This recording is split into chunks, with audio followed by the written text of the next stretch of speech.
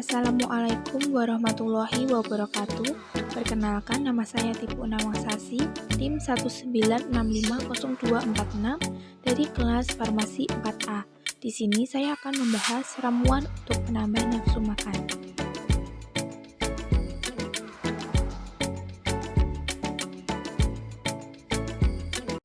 Saya lagi di rumah deh guys.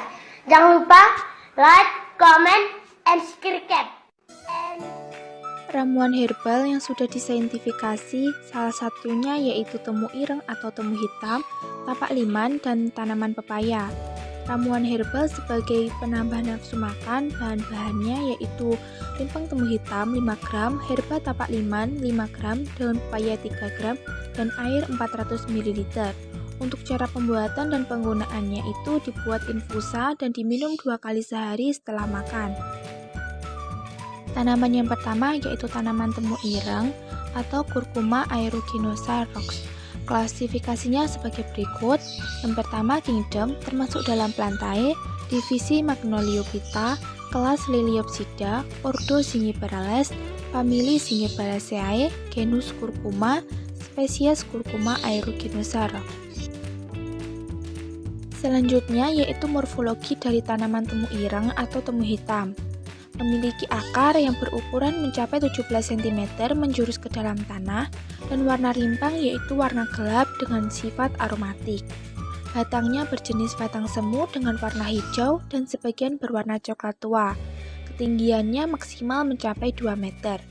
Daunnya berbentuk bulat oval dengan jenis daun tunggal. Permukaan daun membujur dan terlihat ada garis-garis berwarna coklat. Memiliki bunga, yaitu bunga ini akan muncul setiap 5 bulan sekali, dihitung dari masa tanam pertama.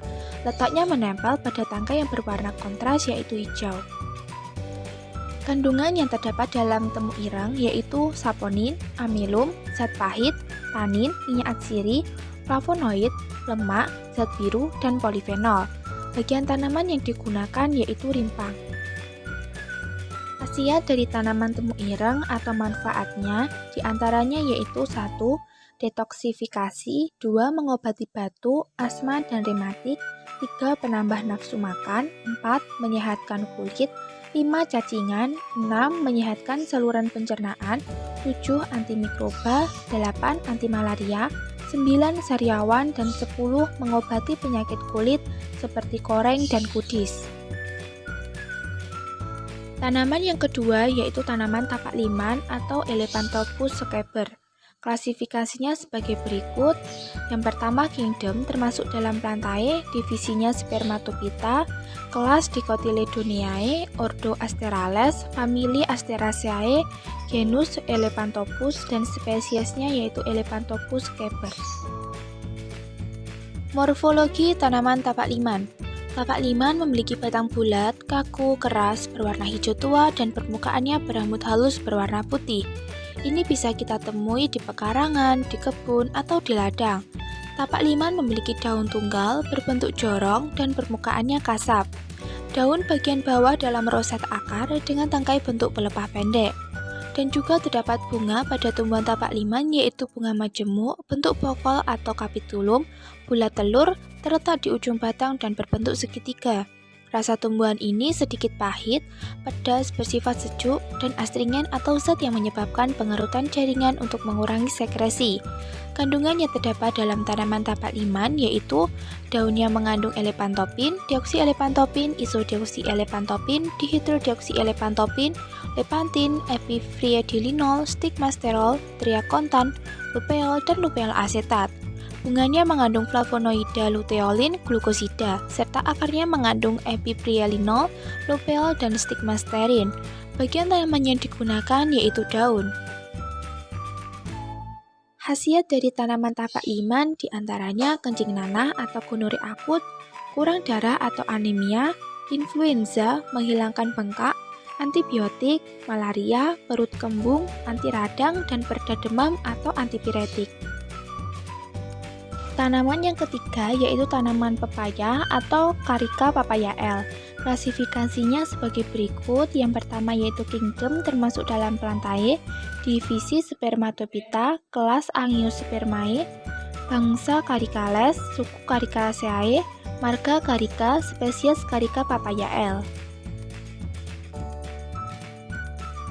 Morfologi tanaman pepaya. Yang pertama yaitu daun. Daun pepaya merupakan daun tunggal berukuran besar, bercangkap menjari atau palmatifidus, bergerigi dan juga mempunyai bagian-bagian tangkai daun atau petiolus dan helaian daun atau lamina. Daun pepaya dikatakan mempunyai bangun bulat atau bundar atau orbicularis. Ujung daunnya meruncing, tangkai daun panjang dan berongga. Permukaan daun licin atau laevis, sedikit mengkilat atau nitidus. Daging seperti perkamen, daun yang muda terbentuk di bagian tengah tanaman. Batang tanaman pepaya memiliki bentuk bulat dengan permukaan batang yang memperlihatkan berkas-berkas daun dengan daun-daunan yang membentuk serupa spiral pada batang pohon bagian atas, jenis batang basah. Arah tumbuh batang tegak lurus ke atas, permukaannya licin dan batangnya berongga. Umumnya bercabang atau bercabang sedikit dan tingginya mencapai 5-10 meter. Selanjutnya yaitu akar. Akar tanaman pepaya merupakan akar tunggang, bentuk akar bulat dan berwarna putih kekuningan. Buah dan biji pepaya. Buah pepaya merupakan sejati tunggal dan juga buah buni. Buah sejati tunggal yaitu buah sejati yang terdiri dari bunga dengan satu bakal buah saja. Buah ini dapat berisi satu biji atau lebih. Dapat pula tersusun dari satu atau banyak daun buah dengan satu atau banyak naungan. Dalam buah pepaya terjadi dari beberapa daun buah dengan satu ruang dan banyak biji. Buah buni itu adalah buah yang dagingnya mempunyai dua lapisan. Lapisan pertama atau lapisan luar yang tipis agak menjangat atau kaku seperti kulit atau belulang. Dan lapisan kedua atau lapisan dalam yang tebal, lunak dan berair seringkali dapat dimakan. Bijinya berbentuk bulat atau bulat panjang dan kecil. Bunga pepaya termasuk bunga majemuk yang tersusun pada sebuah tangkai atau pendunculus. Tanaman pepaya memiliki 3 jenis bunga. Yang pertama bunga jantan atau maskulus, yang kedua bunga betina atau femiculus, dan yang ketiga bunga sempurna atau hermaprodit. Kelopak berada dalam satu lingkaran dengan 5 sepala yang saling berdekatan. Kandungan pada tanaman pepaya. Daunnya mengandung enzim papain, alkaloid karpaina, pseudokarpaina, glikosid, karposid dan saponin, sakarosa, dextrosa, dan levulosa. Alkaloid karpaina mempunyai efek seperti digitalis. Buahnya mengandung beta-karoten, pektin, degalaktosa, larabinosa, papain, papayutimin papain, serta fitokinase. Bijinya mengandung glukosida kakirin dan karpain. Getahnya mengandung papain, kemokapain, lisosim, lipase, glutamin, dan siklotransferase. Manfaat tanaman pepaya.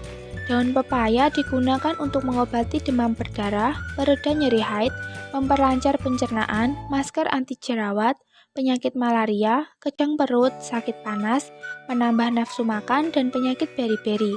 Akarnya digunakan untuk mengobati penyakit ginjal, bijinya untuk antibakteri, perlindungan ginjal, menghilangkan parasit usus dan racun hati, mengatasi cacingan. Batang. Pada batang terdapat getah yang mengandung enzim papain.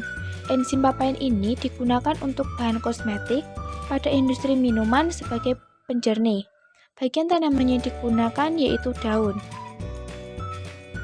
Saya mengambil referensi dari Farmakope Herbal Indonesia edisi 2, 2017, modul pengayaan biologi yang berjudul Keanekaragaman Tumbuhan Bawah pada Tegakan Hutan Wanagama Kabupaten Gunung Kidul untuk SMA kelas 10 dan Vademecum tanaman obat.